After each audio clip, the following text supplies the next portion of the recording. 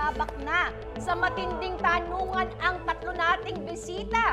Kaya naman ladies, eto na, pumwesto na sila. Wow! At sisimulan na natin ang pagpili ng unang uupo sa ating hot seat. Yeah! Ladies, ang unang uupo sa Sarap Diba Hot Seat ay si... Nakakanervyos. Si Nadine ang unang uupo sa ating hot seat. Huli ka na! Super mainit to. Wait lang. Eto na, Nadine, ikaw ba'y handa na para sa aming hot seat question mo? Ready ka na? Hindi. Wala ka namang choice! Pero eto na. Ayan, Eto tayo na. na tatanong. Okay, go, Cassie. Ang hot seat question mo ay... Charot lang. Bilang naranasan mo na ang success sa showbiz at sa personal na buhay, ano para sa'yo ang mas importante? Career o love life? Mahirap yun Career or love life. Kung sa sitwasyon ko ngayon na may asawa at anak ako, of course, ang lagi ko sinasabi, priority ko is my family. Oo, yes. Kasi syempre, pag walang support coming from them, hindi ako makakapagtrabaho ng 100%. Tama. It's Oo. very hard. Oo. Pero kung single and masasabi ko, syempre, career muna. Career muna. Career muna. Kasi yun yung magbibuild sa'yo eh. Yun yung, pwede naman mag-antay si love life eh. So, pwede namang sabay. Pwedeng sabay. Oo. Kaya nga, I'm very, very happy now kasi I have my family at the same time, I have also my career. Oo, nagbabalik ka na ulit. Kaya nga, I'm so happy. Thank you, Jemmy. Oo, na-miss ka namin. Oo nga, At alam ko ako nga na rin. na-miss mo rin siya. Diba? Ganun talaga yun. O yan, thank you very much. Ngayon, hindi ka nakakabahan. Oo nga, Thank relax you, na lang. Nadine. May next na tayo. Tama? Yes! Next na agad. Ito na. Yes! Dalawa na lang ang natitira. Ang susunod na uupo sa Sarap Diba Hot Seat ay si... Dalawa na lang, oh. Ba't parang nakasmile naman tong dalawang to? Parang sisiw na lang sa kanil. Yes! Ito na, si Jade. Eh, Jade, it's your time to shine. Okay, Nadine, pwedeng go. Hindi ako ready. Pang beauty queen pala yung ano. Ang question. Akala ko. Beauty queen ba? Oo. Ang beauty queen bang question? pala. Hindi naman. Ang hot seat question mo ay... Okay. Okay. Total pass na rin naman. Masasabi mo na ba dito kung sino ang pinaka kinainisan mo noon sa Starstruck? Ay, ano? Ako? Okay, gusto ko lang linawin na ito naman ay 21 years ago. Yes, total pass na bata rin pa naman. namin noon. At mga bata pa kayo nun. Siyempre, ganyan talaga pag may contest, pag mga ganyan, very competitive ang mga ano. Tsaka pag bata ka, medyo batang ugali ka din. Konting ganyan lang, tampo-tampo, ganun-ganon. Parang wala naman din. Uy, parang meron. Parang meron! Remind mo ako. Yung nasa CR tayo. Ano ba? Si Katrina? Ikaw ba yun? Tigilan mo ako. Ikaw ba yun? O, mataray. Joke lang. Hindi ko i-dare. Parang wala. Tinanong ko nga siya. Sabi ko meron ba? Parang wala. Uy, hindi daw si Katrina. Nakakatakot ka away yan. Hindi siya. Hindi, tinanong ko nga sa'yo kung meron ba? Parang wala naman siya away. Parang wala. Ano yung sa banner sinasabi mo? Sino nga ba? Ano ba yan? Kasi Parang hindi ko alam yan. umiiyak siya sa banyo no. Ay, eto na ibigay sa kanya. Alala mo Sino? na. Sino? Tapos na to. Tapos na yung competition. Yun naman, ang tanong naman, di ba tapos na? Tapos na. Ay, naku.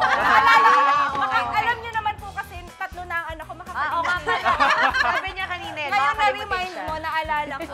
Okay. So, eto, tapos na yung contest. Yes. Andito sila Direk Romel noon. Parang mag-start tayo ng panibagong show. Okay. Yung Playhouse ata. So, kailangan mag-bonding. Okay. Yung sino daw kinaiinisan, ganyan. Parang nagkainisan kami ni Sheena ata. Yes. Oo. Dahil na Ay! Hindi kasi na-ring. Ay, Kasi grabe naman si si Rainier. Rainier. Oh, okay. Nagkatampuhan kayo ni Sheena Halili dahil kay Rainier. Tama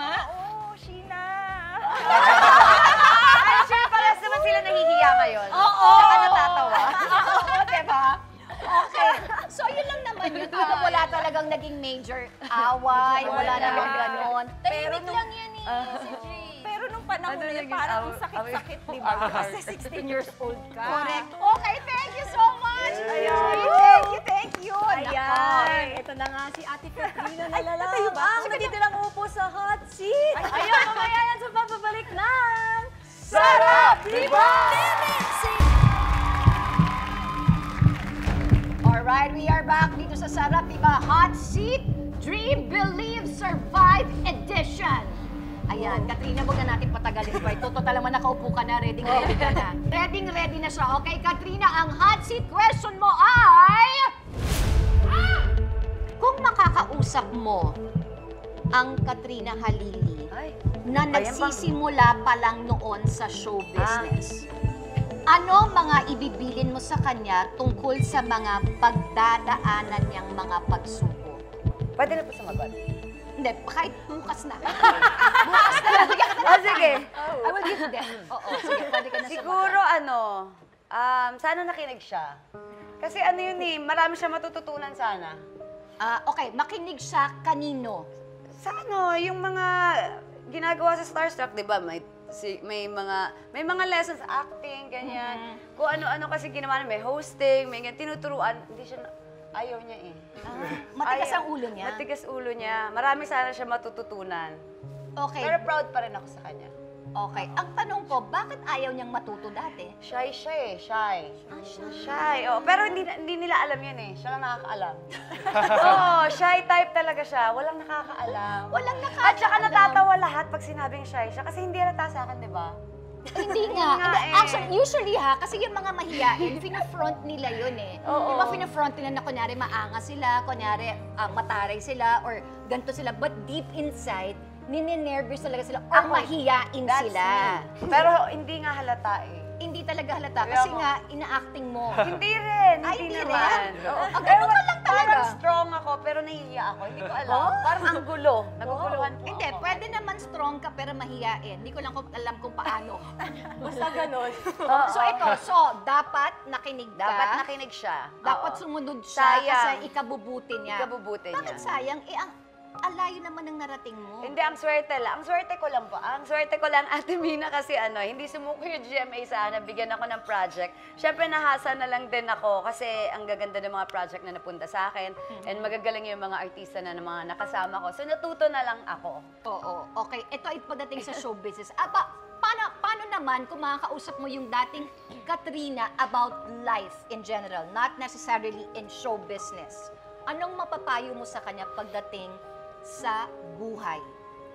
Na alam mo kung ano yung mga pinagdaanan mo ngayon, ano yung pwede mong sabihin sa kanya na utang na loob, makinig ka na sa akin, ha? This is about life. I'm talking about life. Siyempre, paka-strong, di ba? Tapos, love yourself. Love yourself. Kasi wala namang ibang tutulong sa'yo, sarili mo and family mo. Oo. So, love yourself first or love yourself more? More. Wow, ganda ng tanong. Okay. Yun lang naman. Thank you very much. So, love yourself more at dapat makinig ka. Mas malayo pa sana yung narating mo. Pero, sabi mo naman, proud ka sa sarili mo. Proud naman. Dapat Okay naman lang. talaga. Ganun lang talaga. Hindi natin hawak yung buhay natin. Wow. Oo. Hindi pa tayo nagtatapos doon. Ay, hindi pa pala yung Oy, question. eto na. Eto, manood ka. Alam mo, kahit na hindi tayo nagkakausap ng madalas at hindi tayo nagkikita, and lagi mo tatandaan na nandito ako para sa'yo. One call away lang. Anytime tatakbo ko dyan kung kailangan talaga. Sana lahat ng mga pinagdadaanan natin ngayon, lahat naman tayo may mga kanya-kanyang pinagdadaanan, pero I'm sure lahat yan may solusyon at dadaan lang din yan. So, huwag mong kakalimutan na nandito kami ni Dennis for you, kami ni Jazz at ni Dylan. Mahal na mahal ka namin. Thank you so Parang much. birthday. Happy birthday po. Thank you, Jen. Long birthday. January pa. Ano naman? January pa yung birthday ko eh. Oh, happy birthday, Kunyari. Happy birthday. Ano naman ang masasabi mo kay Jenny Lynn? Ano ba yan? Ate Pina, ayoko ng music niya. Iyakin ako yung unang ganyan dito nagsalita. Char. Iiwas nga tayo sa ganyan eh. Love ko yan si Jen. Thank you, Jen. Jen, sa pa-video game. Char. Di ba, video game sa video mo? Yun nga, nandoon lang daw Namimiss sila. ko, namimiss ko na din yan. Hindi kami masyadong nagkikita. Siyempre sa Palawan din ako and dito siya. Nagte-text siya sa akin na magkita kami na Sheena. So yun, I love you! Okay. So, ikaw ay be strong. Yun lang naman. And be Thank happy. you. Ayan. Maraming salamat. Thank you. Thank you. Katrina, pasensya na napaiyak ka na dyan. Napaiyak ka na dyan, Lynn. Oo, thank you.